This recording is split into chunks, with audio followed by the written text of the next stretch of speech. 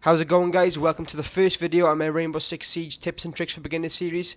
Today we'll be looking at some of the basic tactics of ranked, but later on in the series we will be looking at things like character breakdowns and map walkthroughs.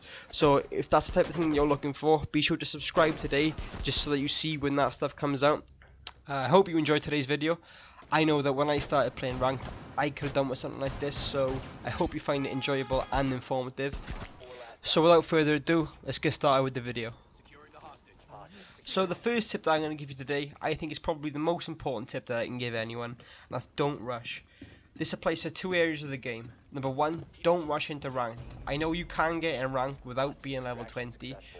All you need to do is be in the squad of someone that is level 20 and then do the matchmaking. Having said that, ranked is really tough on people that have just started the game. So if you can, spend a bit more time in casual, a bit more time learning the maps and what playstyle best suits you. And the second area it applies to is in the game itself.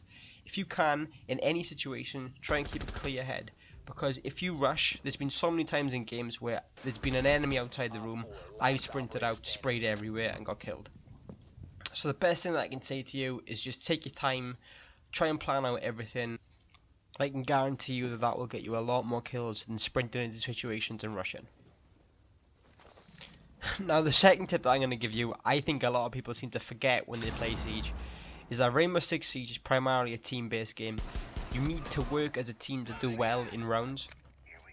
So the first part is try and get a mic. Even if it's just a little shitty mic that you get with the PlayStation, being able to communicate with your team is so useful. Failing that, you can use the on-screen pointer by pressing left on the D-pad, but again, this is quite limited in what you can actually do with it. And carrying on with the teamwork theme, organisation is very important in this game. If you can organise where to breach from with your team, you will have a massive advantage over the opponent. In games where we've lost, we've been hit from several different locations before, and it's been really hard to try and keep a track of where the enemy actually is. So if you can do this, I can guarantee that you'll start winning rounds. So, my third tip to you is a bit more tricky because it requires more time spent with the game itself. However, this will really help you in the long run, and that's learning the maps. Do it in casual, however, do not try and do it in rank because you will die. So things like learning callouts where you can easily describe to a teammate in one word where an enemy is. Learning breach points, learning where enemies tend to hide and where they put their perks. If you can do all this, you're going to be a lot more aware to what's going on rather than just running in and spraying everywhere. My fourth tip is again a bit more tricky because it requires more time spent learning your actual playstyle, but learning what operators to use and when to use them can really help you. So when to use them, prime example is the use of fuse on a hostage situation. There's been a lot of games where I've played with teammates who've gone as fuse and ended up dropping a cluster bomb on top of a hostage. If you do this, the hostage is going to die. So trying to tailor what perk you use to what situation you're doing can really help you. There's also a few perks that I think are a bit useless. So for example, IQ.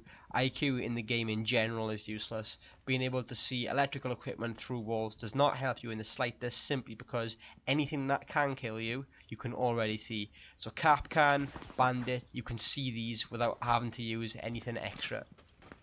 Kapkan again on ranked is something that I think has become a bit useless now.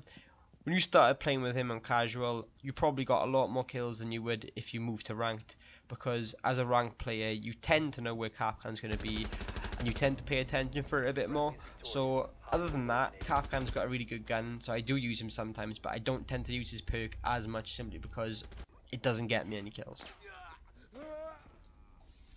So my fifth and final tip today, guys, is something that I don't really like saying because it requires you to spend more money on the game. However, sound touring can really benefit you. For those of you that don't know, sound touring is the ability to hear where enemies are at different points on the map. So you can hear them if they're above you, to the left you, to the right you.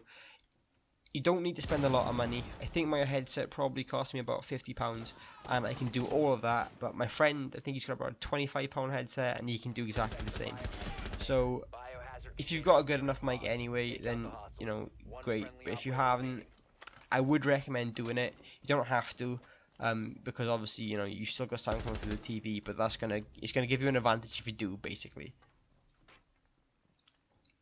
That'll wrap up today's video, guys. If you've watched all the way to the end, I hope I've given you some tips that'll help you dive into the world of ranked. I know it's difficult at first, but eventually you get a lot better at it. Thanks a lot for watching.